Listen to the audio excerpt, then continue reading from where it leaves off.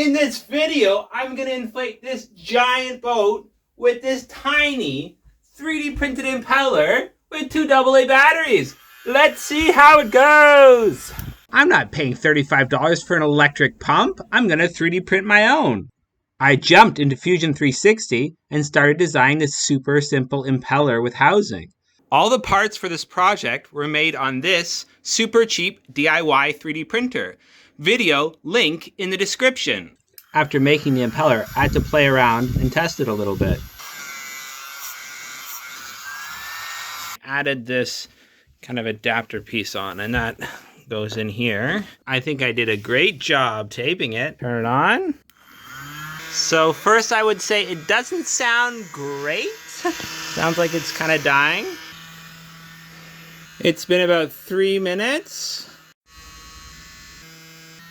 It's been about 10 minutes. The boat's looking pretty good. Hear that sound difference?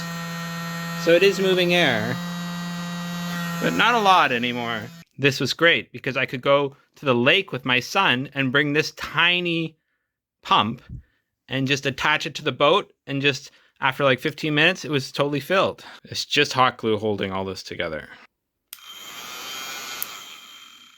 So this is way cheaper than what you can buy in the store. The 3D print, I mean, it's almost free. It's a few cents.